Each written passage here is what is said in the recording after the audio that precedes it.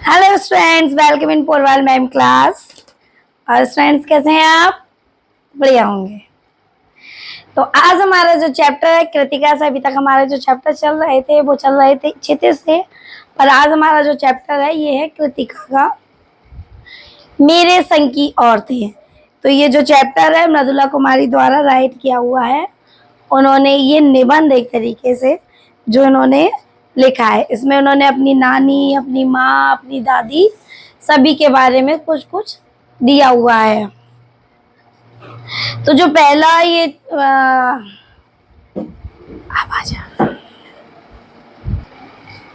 हाँ, तो ये जो चैप्टर है ये राइटर जो लेखिका है मृदुला कुमारी गर्ग, इन्होंने इसमें अपनी नानी, दादी और अपनी माँ के बारे में बताया है। तो ये एक आत्मकथा पर लिखा हुआ एक निबंध है। आत्मकथा जिसमें यानी व्यक्ति अपने बारे में बताता है, अपने जीवन में घटित तो जो जो घटनाएं होती हैं वो सब के बारे में बताया हुआ है।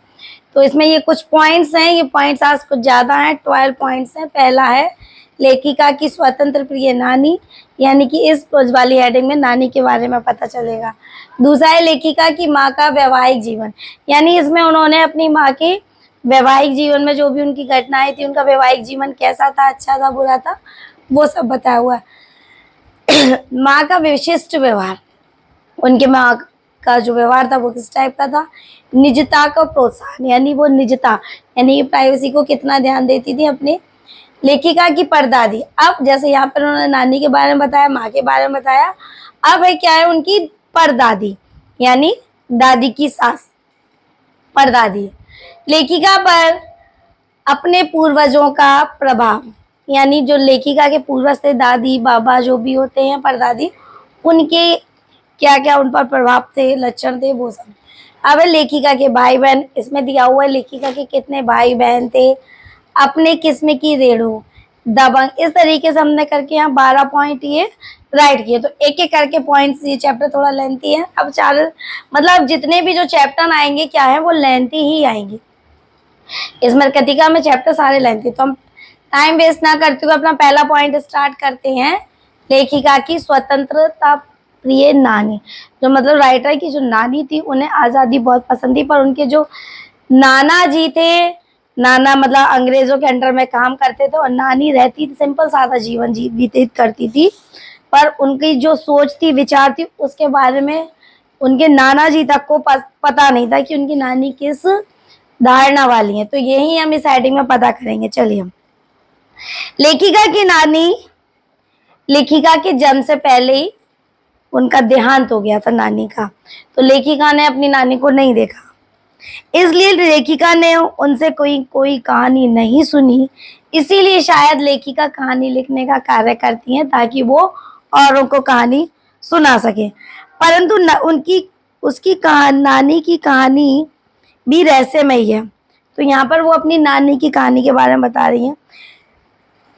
वह जीवन भर अनपढ़ पर्दा नशी रही, अनपढ़ पर्दा नशी मतलब पर्दे में रहने वाली, ठीक है।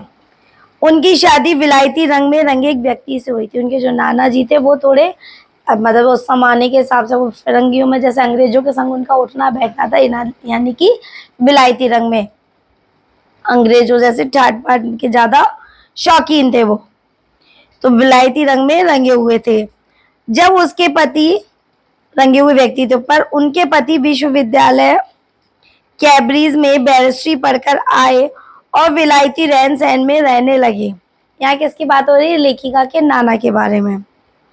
तब भी नानी अपने अनुसारी जीवन जीती थी, जब जो कि हस्बैंड विलायती रंग में रंग चुके थे, बैरिस्ट्री यानी वकालत करके आए, पर जो नानी थी वो अपना सिंपल साधा जीवन ही जी रही थी, मतलब पर्दे में रहना, घूंघट वगैरह करके सिंपल साधा जीवन था उनका। उन्होंने पति की जीवन शैली का कभी भी विरोध नहीं किया, तो उन्हें उस चीज से कोई फर्क नहीं पड़ता था कि पति किस टाइप से रह रहे, विलायती रंग में रह रहे हैं वो एक साधारण जीवन में, तो उन्होंने इस चीज का कभी विरोध नहीं किया। परंतु जब उन्हें अपनी मृत्यु नजदीक लगने लगी तो उन्होंने पति से कहकर प्रसिद्ध क्रांतिकारी प्यारेलाल शर्मा को अपने घर बुलाया। जब इनकी नानी को लगा कि अब उनकी मृत्यु होने वाली है तो उन्होंने अपने पति से कहा, उस समय के जो प्रसिद्ध क्रांतिकारी थी प्यारेलाल, उनको अपने घर बुलवाया। अब सोचिए जरा, जब इंसान की मृत्यु निकट आती है तो वो सबसे पहले उस इंसान को बुलाता है जो उससे वो अपने मतलब जो भी उसके अंदर ऐसे व्यक्ति बुलाते हैं जैसे उसके अंदर क्या अगर कोई राज है या दुख हो या जिम्मेदारी देना चाहता है, अंत समय में कोई खास व्यक्ति को ही बुलाता है। तो अब सोचिए उनकी नानी अपने पति से कोई चीज ना कहकर पति के द्वारा किसी एक दूसरे आदमी को, क्रांतिकारी आदमी को बुला रही हैं। तो यानी यहाँ पता चलता है कि मतलब उन्हें अपने मतलब पति से ना कह के ऐसे व्यक्ति से कहे जिस पे उन्हें यकीन होगा कि वो जो बात कहना चाहती है उनके पति नहीं करेंगे, वो व्यक्ति उस जिम्मेदारी को निभा सकता है। तो प्यारेलाल क्रांतिकारी जी को यहाँ पर बुलाया जाता है और कहती हैं कि उसकी लड़की के लिए होने वाला वर कोई क्रांतिकारी ही होना चाहिए, क्रांतिकारी ही होना चाहिए। मतलब ये बात उन्होंने अपने पति से ना कहकर एक प्यारेलाल जो क्रांतिकारी थे उनसे कही कि उनके बाद उनकी बेटी का जो भी मतलब लड़का ढूंढा जाए शादी के लिए तो वो कैसा होना चाहिए, क्रांतिकारी। क्यों कहा? इसका ही रीजन हो सकता है क्योंकि उनके जो हस्बैंड थे वो थे फिरंगी रंग में रंगे हुए, और जो खुद अंग्रेजों के अंडर में काम कर रहा है तो जाहिर सी बात है वो क्रांतिकारी तो ढूंढेगा नहीं।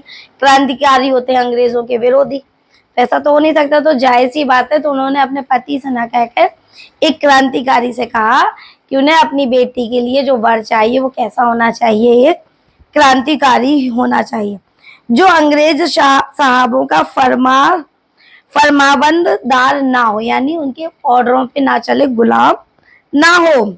उसकी इस इच्छा से उसके आजाद ख्यालों का अनुमान सहज रूप से लगाया जाता। मतलब उनके जो ख्यालात है इससे इस बात से पता चले कि मतलब वो घूंघट में रहती थी, घरेलू बिल्कुल जैसे आमतौर पर जैसी हाउसवाइफ होती वैसी घरेलू साधारण जीवन जीती थी। पर उनका ये विचार सुनकर देश के प्रति मतलब वो चाहती थी कि क्रांतिकारी ही चाहिए जो देश के लिए लड़ रहा हो, एक गुलाम नहीं चाहिए अंग्रेजों का। तो यहाँ पता चलता है कि उनका जो सोच थी वो स्वतंत्र ख्याल की थी। उनके लिए क्रांतिकारी की तरह अकिंचन होकर जीना किसी दूसरे की तरह जीने से कहीं बेहतर है। उन्होंने कहा कि ऐसे किसी के गुलाम बनने से अच्छा तो एक क्रांतिकारी का जीवन जीना ही बेहतर है।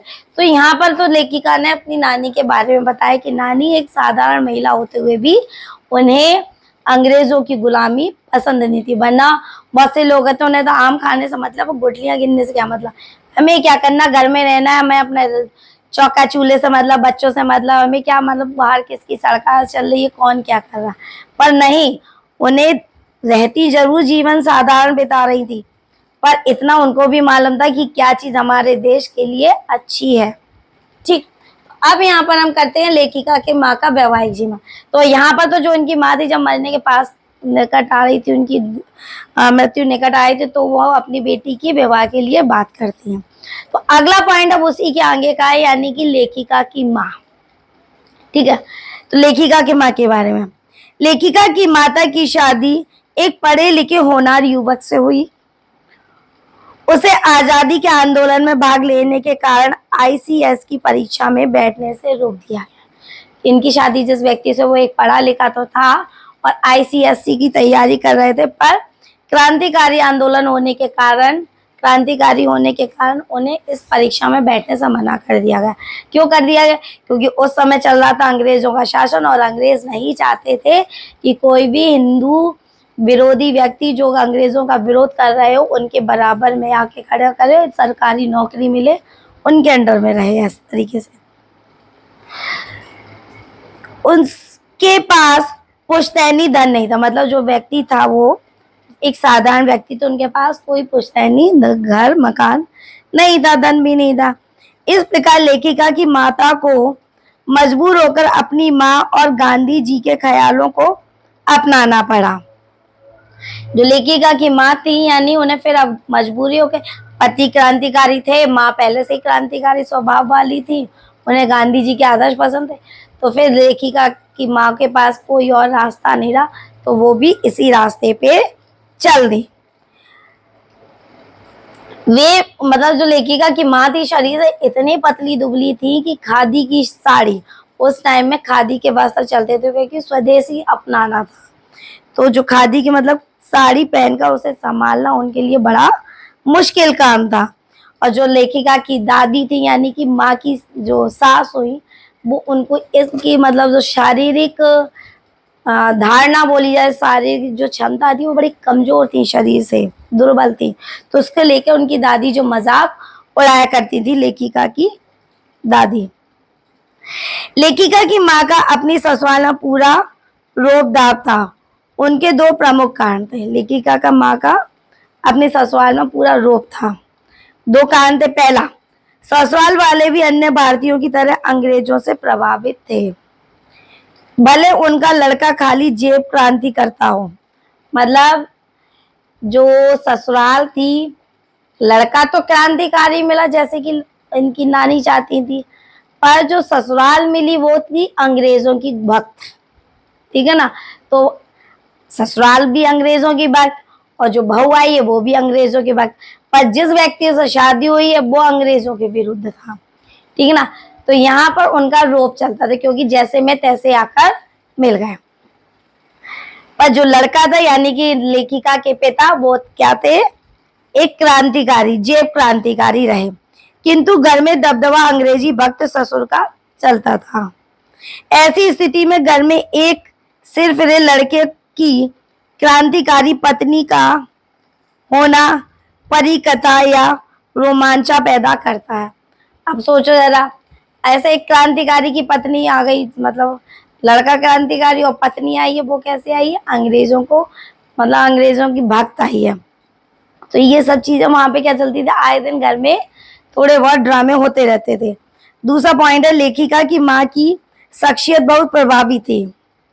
वे सुंदर, नाजुक, ईमानदार, निष्पक्ष तथा गैर दुनियादार थी, इसलिए कोई उन्हें घर के सामान्य काम काज भी करने को नहीं कहता था।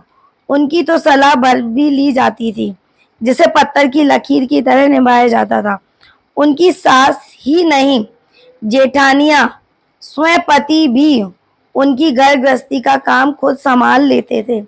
मतलब जो उनकी माँ थी वो पढ़ी लिखी तो थी, तो उनकी घर में इतना तो उनकी मतलब राय ऐसे ली जाती थी, घर के काम काजों के अलावा बाहर के काम काजों में भी उनकी राय ली जाती थी। उनके पति भी राय लेते थे, सास ससुर लो जेठानियां सभी उनकी राय को लेकर घर में कार्य हुआ करते थे। इससे उनके घर में पता चलता है कि उनकी माँ का घर में कितना दबदबा था। अब है माँ का विशिष्ट व्यवहार। क्या है यहाँ पर, माँ का विशिष्ट व्यवहार। लेखिका की माँ में आजादी का जुनून बहुत था, किंतु वह उसे अपने ही आजाद ख्यालों से निभाती थी। मतलब देश में आजाद होना तो सभी चाहते थे, पर वो इस तरीके से नहीं जैसे और लोग क्रांतिकारी बनकर करते। वो चाहती तो थी, पर उस ख्याल को अपने तरीके से निभा रही थी कि देश आजाद तो हो, आजादी उन्हें भी पसंद थी, पर हर व्यक्ति का हर कार्य को करने का अलग अलग ढंग होता है। ये नहीं कि सभी एक तरीके से एक ही काम को करें, हर व्यक्ति एक काम को अलग अलग तरीके से करता है। तो माँ भी चाहती तो थी देश को आजाद कराना, पर जो उनका तरीका था क्रांतिकारियों के तरीके से ना होकर उनका तरीका जो था वो थोड़ा अलग था। वे आम भारतीय माँ की तरह बिल्कुल नहीं थी। उन्होंने ना तो कभी बच्चों की को लाड़ प्यार किया और ना ही खाना पकाया, न घर बार संभाला। उनका प्रमुख कारण था कि उनकी इन कामों में क्या थी, रुचि बिल्कुल नहीं थी। दूसरा कारण था बीमारी। उनका अधिकांश समय किताब पढ़ने, संगीत सुनने और साहित्य चर्चा में बीत जाता था। घर में हिसाब से कुछ भी काम ना करने पर भी कोई उनका नाम नहीं रखता था। सब उनके प्रति श्रद्धा रखते थे। उसके 3 कारण थे। मतलब ये सोचिए, आज के टाइम में अगर कोई घर की बहू काम ना करे तो घर में बवाल आ जाते हैं, बहुत बड़े बड़े तूफान आने लगते हैं। तो ये उस समय की बात है, देश आज़ाद भी नहीं हुआ था। तो अब घर की बहू काम नहीं करती थी, ना उन्होंने कभी खाना बनाया, ना अपने बच्चों का कोई कार्य किया। उनका कार्य सिर्फ होता था किताबों को पढ़ना, संगीत सुनना, बातचीत करना, साहित्य पर चर्चा आदि करना। इतना सब होने के बावजूद भी कभी कोई उनके किसी भी काम पर उंगली नहीं उठाना था। 3 रीजन थे। अब एक तो साहबी खानदान से होना, मतलब वो जिस परिवार की थी वो साहबी खानदान था, क्योंकि इनके पिता तो अंग्रेजों के उसमें थे ही।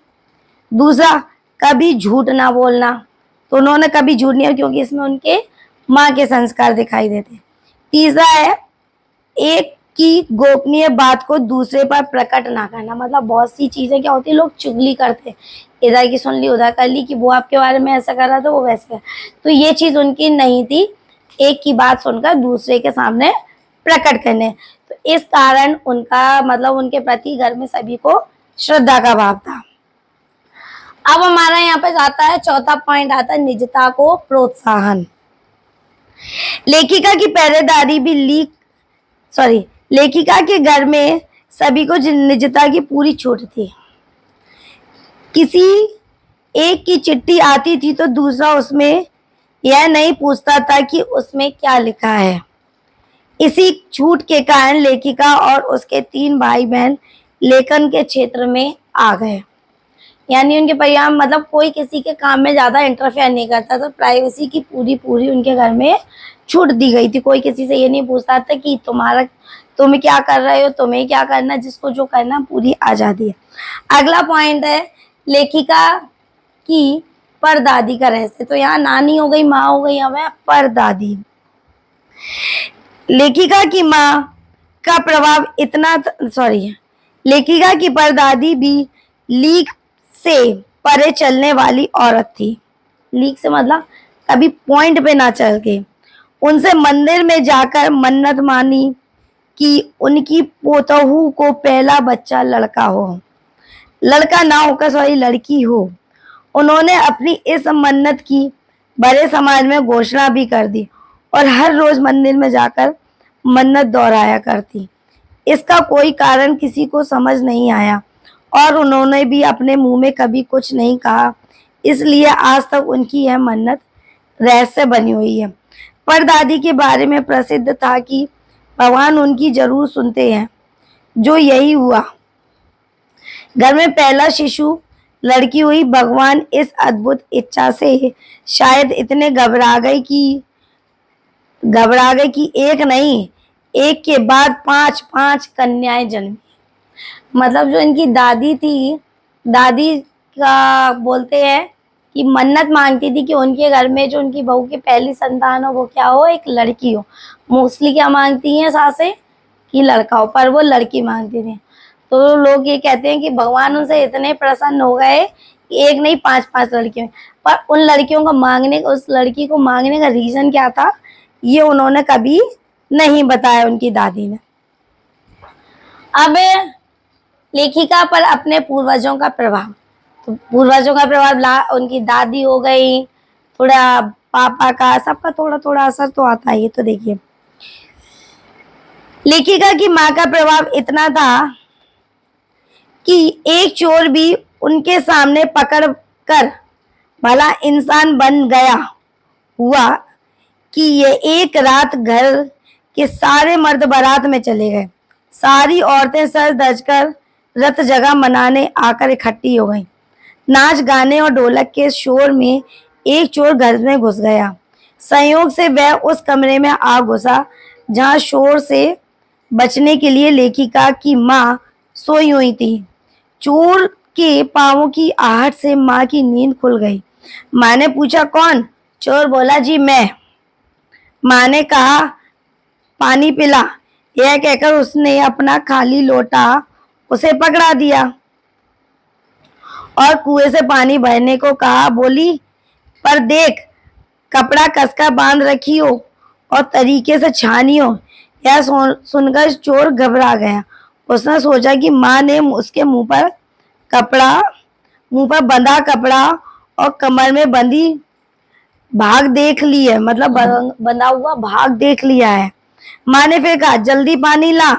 चोर बोला पर मैं तो चोर हूँ, क्या आप चोर के हाथ का पानी पी लेंगी? माँ ने कहा तेरे और भगवान के सिवा कौन धरा है जो पिलाएगा। ऐसा चोर अकबकाया कि नानी की पानी भरने चल दिया। वह पकड़ा गया। तब से उसने चोरी छोड़कर खेती का धंधा अपना लिया। मतलब ये उस रात का किस्सा है, एक बार का किस्सा है जब लेखिका के घर के सभी लोग कहीं बारात में शादी में गए हुए थे और घर की जो महिलाएं थी, रात में होता है ना जब बारात में सब घर के जेंट्स जाते हैं तो महिलाएं कुछ गीत संगीत करती हैं, कुछ नौटंकियां सी होती हैं। तो वही करने की तैयारी हो रही थी। तो जो माँ थी इनकी ज़्यादा इन चीज़ों में थी ही नहीं, तो वो एकांत ढूंढने के लिए कमरे में जा घुसी। इत्तेफाक से चोर भी उसी कमरे में आ गया। अब माँ की जब नींद खुली तो उन्होंने पूछा, कौन चोर बोलता है कि अब मैं चोर हूँ। अब चोर, जाहिर सी बात है, तो चोर के मुंह पर भी कपड़ा बंधा होगा और कमर में रस्सी बंधी होगी, ठीक है ना। तो माँ आहट मतलब सुनकर कहती है कि मुझे पानी दे। पानी देने के लिए पास में जो खाली लोटा था वो उसे पकड़ा दे, तो पर वो कहती नहीं, कुएं से जाके भर के ला। मतलब जो रस्सी बंधी है रस्सी से भरना और मुंह पे जो कपड़ा बंधा है उससे छानना। मतलब पानी भरकर लाना नहीं था, ये उसको एक सबक सिखाना था। अब वो चोर खुद डर गया कि मतलब इनको कैसे पता कि मेरी कमर में रस्सी और मुंह पे कपड़ा है। तो जाहिर सी बात है, चोर खुले हम तो ऐसे आएंगे नहीं, तो रस्सी भी बंधी होगी, मुंह पे कपड़ा तो बंधा ही बंधा होना है। तो चोर क्या होता है, डर जाता है घबराहट में, और जैसे ही वो पानी भरने के लिए जाता है सोचता है कि बाकी में ना पानी पीना, तो वहां क्या होता है, वो पकड़ लिया जाता है। और अंत में वो चोरी का काम छोड़ के क्या करने लगता है, खेती बाड़ी। अब हमारा अगला पॉइंट है लेखिका के भाई बहन। लेखिका के भाई बहन,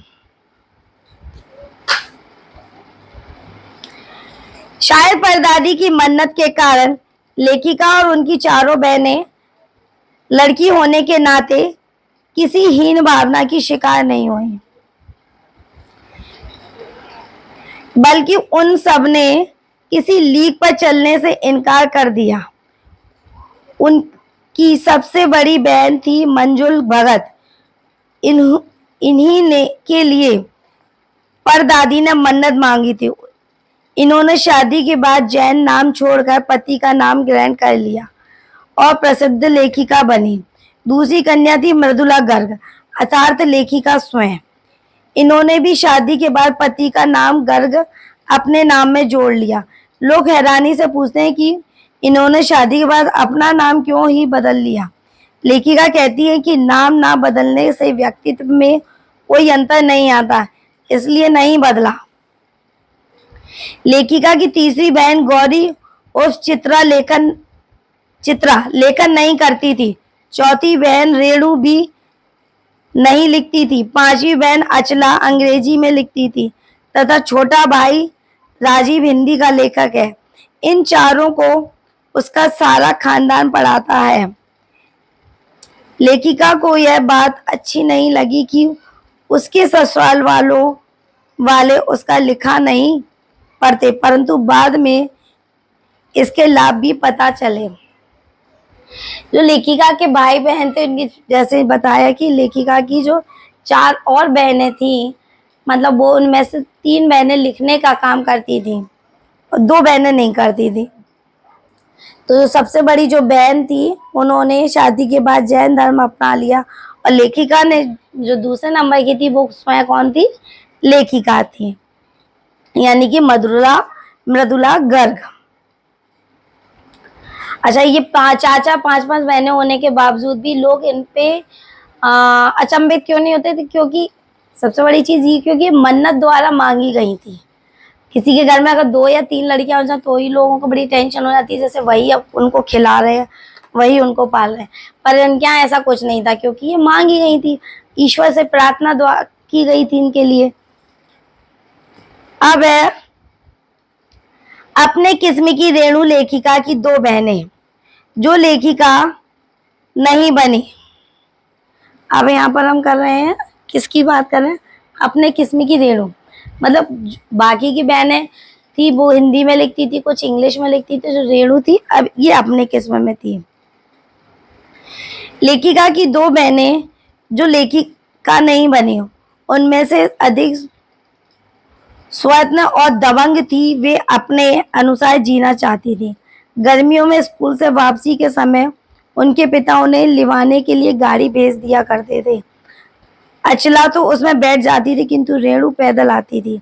वह कहती थी थोड़ा सा रास्ता गाड़ी में बैठकर तय करना सामंतशाही का प्रतीक है।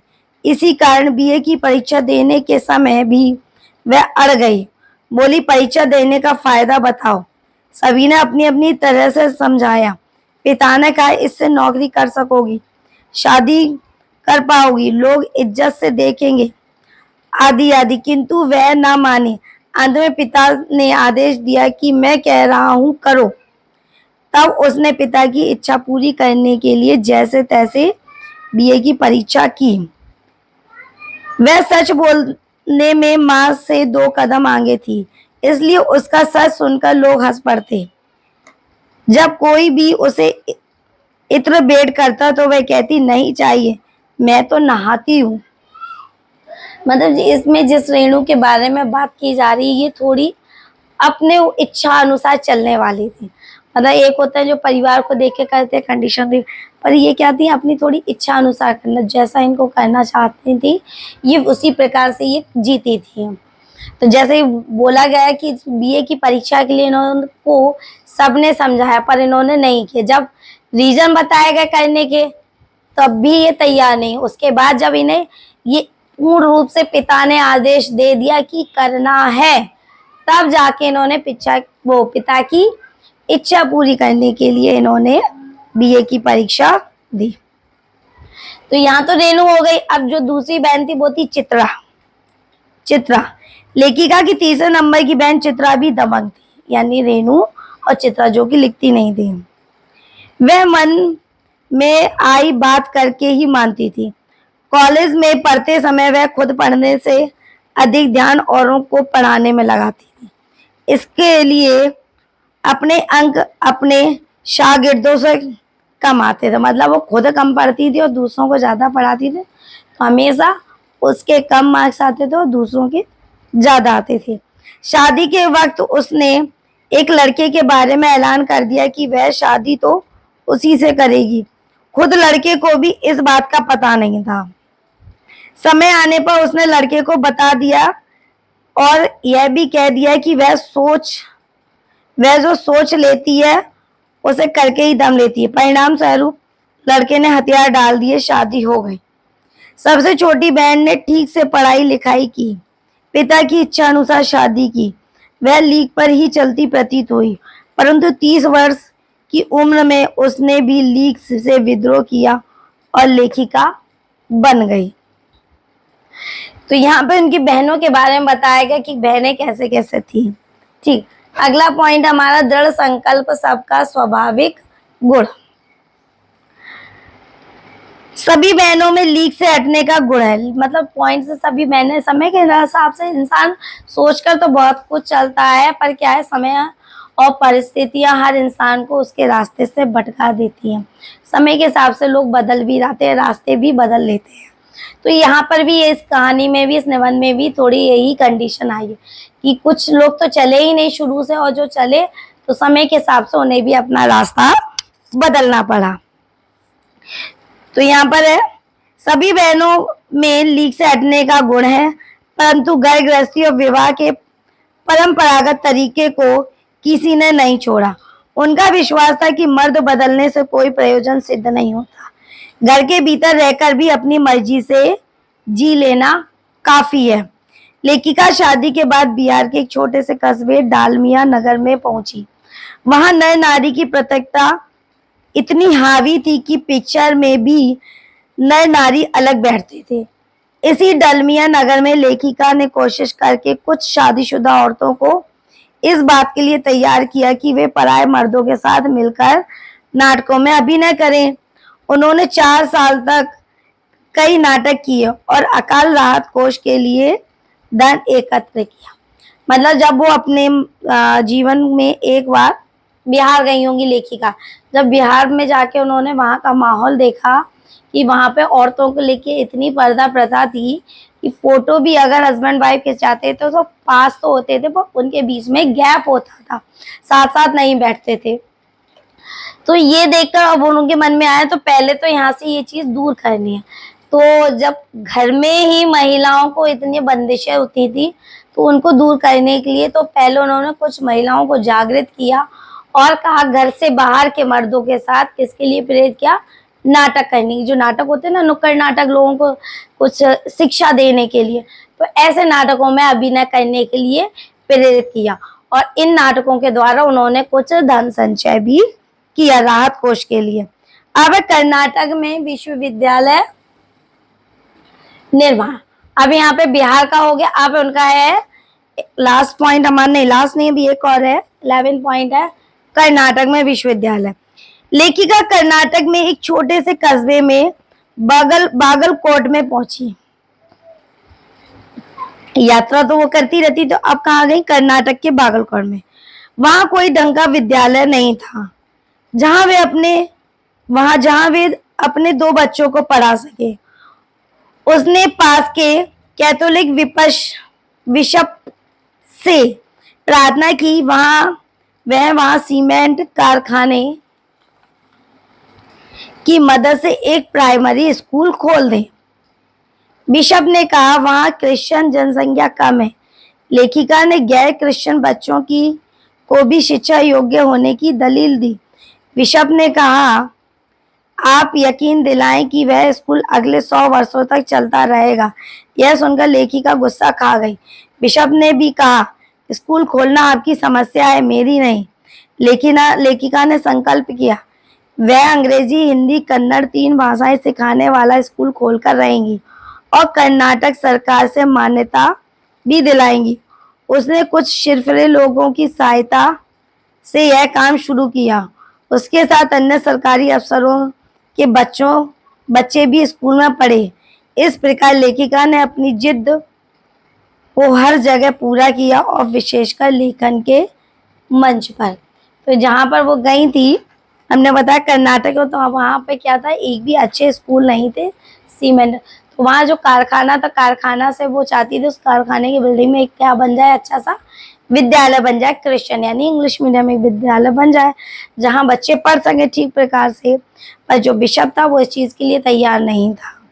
तो जैसे वो कुछ और लोगों के सहयोग से एक नया विद्यालय का निर्माण करती है जिसमें 3 प्रकार की भाषाओं का ज्ञान दिया जाता था। अब है लास्ट हेडिंग हमारी, रेणु की जिद का किस्सा। लेखिका की जिद रेणु की जिद के सामने कुछ नहीं थी। सन 1950 की बात है। एक दिन दिल्ली में एक साथ 9 इंच बारिश हुई। पूरा नगर पानी में लबालब भर गया। कोई वाहन बाहर ना निकला। यातायात ठप पड़ गया। स्वाभाविक था कि स्कूल भी बंद हो गए हों। किंतु रेणु ने स्कूल जाने की जिद ठान ली। उसे समझाया गया कि स्कूल बंद होगा, परंतु वह नहीं मानी। वह कहती रही कि उसे स्कूल जाना है। आपको कैसे पता कि स्कूल बंद है, उसे तो स्कूल जाना है। आखिरकार वह बस्ता उठाकर स्कूल गई। स्कूल का चौकीदार उसे देखकर दंग रह गया।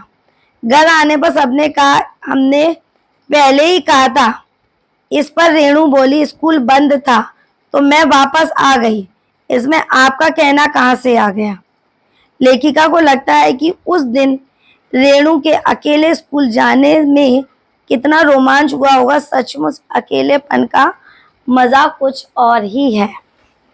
तो यानी जो उनकी बहन थी ये बहुत ज़्यादा जिद्दी थी, चित्रा से भी ज़्यादा जिद्दी थी। तो यहाँ पर हमारा ये चैप्टर फिनिश होता है। तो ये पॉइंट्स आप इनको देख लें, इस पॉइंट्स के बेस पे आप ये पूरा चैप्टर तैयार कर सकते हैं। तो अपने नए वीडियो में नए चैप्टर के साथ हम फिर मिलेंगे आपको। Okay students, take care.